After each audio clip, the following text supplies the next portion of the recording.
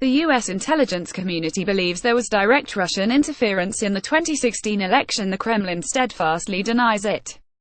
Two former KGB agents tell NPR what they think really happened. Kelly MCEVERS host: There's been talk that President Trump might meet with Russian President Vladimir Putin tomorrow. Both leaders will be attending an international summit in Vietnam. U.S. officials are not confirming the meeting. They say they are not sure the two leaders have sufficient substance to talk about. Robert Siegel host: Any discussions between the two would be closely at back in Washington, where investigations continue into Russian interference in the 2016 presidential election. As more details have come out about what Russia did and who was involved, the Kremlin's stance has remained the same. It insists Russian intelligence agencies were not involved. So NPR's Moscow correspondent, Lucian Kim, tracked down two former KGB officers to get their take on what was really going on. Lucian Kim, byline: in a dark, vaulted office in an old Moscow manor house, I find Gennady Gukov. Like President Vladimir Putin, Gukov served in the KGB during the last years of the Soviet Union.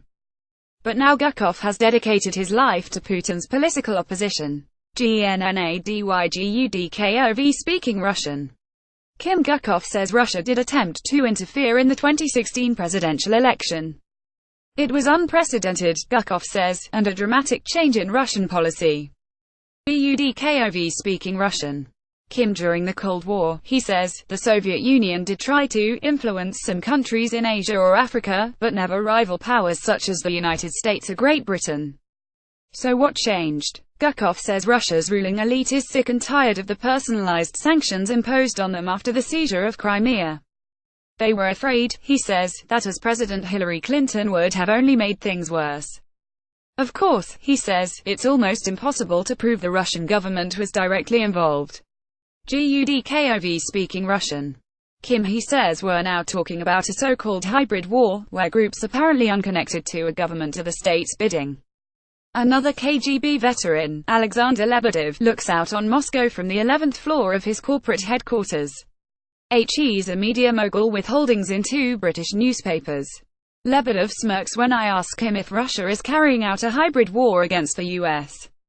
He says that's the stuff of spy novelist John le Carre. Alexander Lebedev: This is a John le Carre type of invention.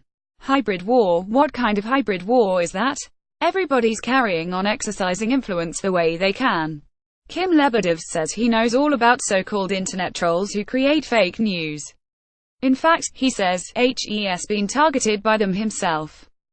But while the technology might be new, Lebedev says, Russia is only doing what all the big powers have always done. Lebedev: It's only fair to treat it as a phenomenon where all of the major countries are using all of the resources they can to influence the others to follow up their goals. So why should it be one-sided, that the Americans are always right and the Russians are always wrong? Kim: Both the former KGB officers Lebedev and Gukov do agree on one thing: whatever means Russia used to interfere in the U.S. election, the effect was negligible.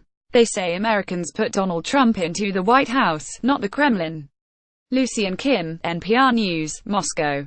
Soundbite of Imogen Heap's song, title Copyright 2017 Nepalese rupees. All rights reserved. Visit our website terms of use and permissions pages at www.npr.org for further information. NPR transcripts are created on a rush deadline by Verbate Trademark, Inc., an NPR contractor, and produced using a proprietary transcription process developed with NPR. This text may not be in its final form and may be updated or revised in the future. Accuracy and availability may vary. The authoritative record of NPR's programming is the audio record.